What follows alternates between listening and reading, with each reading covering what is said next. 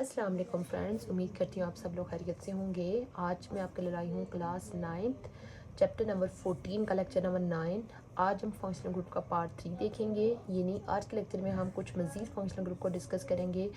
इससे पीछे हम काफ़ी सारे फंक्शनल ग्रुप डिस्कस कर चुके हैं। जैसे इससे पिछले लेक्चर में हमने देखा था कि वो फंक्शनल ग्रुप जिसके अंदर कार्बन, हाइड्रोजन और ऑक्सीजन प्रेजेंट है।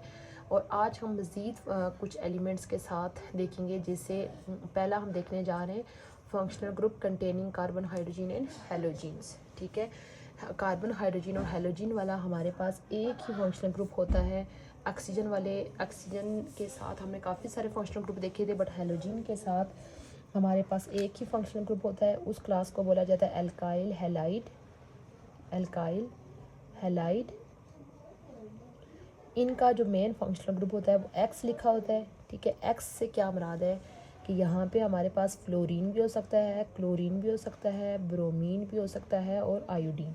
ठीक है, अगर हम इनका जनरल फार्मूला देखें तो ये ऐसे लिखा होता है आर एक्स। ठीक है, आर आपके पास कोई भी फंक्शनल ग्रुप, कोई भी एल्काइल ग्रुप हो सकता है। ठीक है, इसकी एग्जांपल देख लेते हैं। अगर हमारे पास आर वो हमारे पास मिथाइल ग्रुप है। ठीक है, अच्छा, मिथाइल के अलावा अगर हमारे पास ये कोई बड़ा ग्रुप है 2 कार्बन वाला, ठीक है, इस तरीके से भी हो सकता है। अच्छा, अब ये जो होगा ये हमारे पास होगा मिथाइल क्लोराइड। मिथाइल क्लोराइड, ठीक है, इधर भी ज़रा मिथाइल अटैच है तो ये क्या होगा, मिथाइल आयोडाइड। Methyl iodide. ठीक है, अब ये मिथाइल के बजाय 2 कार्बन वाला लग जाएगा, फिर इसका नाम हो जाएगा इथाइल क्लोराइड। Ethyl chloride. ठीक है, इसी तरह अगर 3 कार्बन वाला है तो प्रोपाइल क्लोराइड, 4 कार्बन वाला है तो ब्यूटाइल क्लोराइड। ठीक है, इस तरीके से ये कंटिन्यू रहेगा। और ये याद रखें कि हमारे पास कार्बन, हाइड्रोजन और हैलोजन वाला एक ही फंक्शन ग्रुप होता है, वो होता है एल्काइल हैलाइड क्लास होती है। ठीक है, अच्छा, अब उसके बाद हम दूसरा वो फंक्शनल ग्रुप डिस्कस करेंगे जिसमें हमारे पास फंक्शनल ग्रुप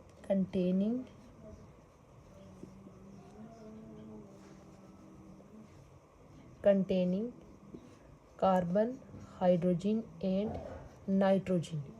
तीसरा एलिमेंट हमारे पास क्या है, नाइट्रोजन। कार्बन और हाइड्रोजन, नाइट्रोजन, इनका भी सेम जस्ट एक ही हमारे पास क्लास होती है, अमीन क्लास। इस क्लास को क्या बोलते हैं, अमीन। अच्छा, इनका जो मेन फंक्शनल ग्रुप होता है वो हमारे पास NH2 अटैच होता है यहाँ पे हमारे पास।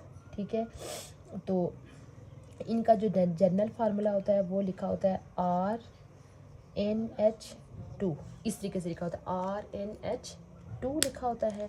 और ये R अल्काइल, एराइल, कुछ भी ग्रुप यहाँ पे हो सकता है। ठीक है, अच्छा, अगर हमारे पास ये RCH3 है तो इस तरीके का कंपाउंड बनेगा।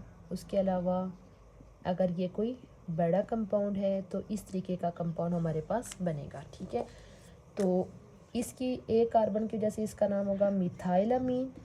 इनके स्पेसिफिक नाम भी होते हैं, बट मैं यहाँ पे इनके जनरल नाम ही डिस्कस कर रही हूँ, मिथाइलामीन। और इसका नाम होगा इथाइलामीन। इथाइल अमीन। कार्बन, हाइड्रोजन और नाइट्रोजन वाला भी हमारे पास जस्ट एक ही क्लास होती है। अच्छा, अब उसके बाद तीसरी क्लास वो है जिसके अंदर हमारे पास functional group containing carbon, hydrogen, nitrogen and oxygen, यानी कि इसके अंदर कार्बन, हाइड्रोजन के अलावा 2 और एलिमेंट भी आ गए, नाइट्रोजन और ऑक्सीजन भी हमारे पास आ गया। ठीक है, सेम इसकी भी हमारे पास एक ही क्लास होती है, अमाइड क्लास। इस क्लास का क्या नाम है, अमाइड क्लास, जिसके अंदर कार्बन, हाइड्रोजन, नाइट्रोजन और ऑक्सीजन प्रेजेंट होते हैं। ठीक है, इनका जो फंक्शनल ग्रुप होता है वो होता है C+O और साथ में उसके साथ लगा होता है NH2 ग्रुप। इसको भी माना जाता है कि ये भी हमारे पास एसिड का ही डेरिवेटिव है। ठीक है, जैसे हमने पीछे पढ़ा था कि एसिड का एक डेरिवेटिव है एस्टर ग्रुप। ठीक है, जिसमें हमने देखा था कि H को रिमूव करके उसकी जगह कोई R ग्रुप अटैच था। सेम इसी तरह आप समझ लें कि ये जो एसिड का OH है वो पूरा रिमूव होके उसकी जगह पे ये वाला ग्रुप अटैच है। अच्छा, उसके बाद ये जो क्लास है इसका नाम होगा अमाइड। तो अगर हम इनके जनरल फार्मूले की बात करें तो सेम ये हमारे पास यहाँ पे कोई आर ग्रुप अटैच होगा, ठीक है। ये आर अल्काइल एराइल दोनों हो सकते हैं। तो इसका जो है वो कंपाउंड में यहाँ पे लिख रही हूँ इस तरीके से। अगर हमारे पास एक ही अटैच है तो 2 कार्बन होने की वजह से इसका नाम होगा इथेन, इथेन अमाइड। इथेन पूरा लिख के आगे अमाइड, इथेन अमाइड। अगर यहाँ पे 3 कार्बन होते हैं तो प्रोपेन अमाइड, 4 कार्बन होते हैं तो ब्यूटेन अमाइड। इस तरीके से इसका नाम होता है। अच्छा, यहाँ पे एक और फंक्शनल ग्रुप में लिखने जा रही हूँ जो कि आपकी बुक पे तो मेंशन नहीं है, जस्ट मैं इसको मतलब ऐसे ऐड कर रही हूँ। एक फंक्शनल ग्रुप जो है वो ऐसा भी होता है, ये भी आप समझ लें कि एसिड का डेरिवेटिव होता है, containing carbon hydrogen halogen and oxygen, ठीक है। ये नहीं यहाँ पे जैसे लिखा हो ना कार्बन हाइड्रोजन नाइट्रोजन ऑक्सीजन, तो सेम इसी तरह एक फंक्शनल ग्रुप ऐसा होता है जिसमें carbon hydrogen halogen and oxygen होता है, ठीक है। ये भी इसको भी यानी कि एसिड का डेरिवेटिव कंसीडर किया जाता है, डेरिवेटिव ऑफ एसिड, यानी कि इसके साथ में लिख लेती हूँ, कहीं आपको एमसीक्यूज में भी आ सकता है कि ये किसका डेरिवेटिव है, डेरिवेटिव ऑफ एसिड, ठीक है।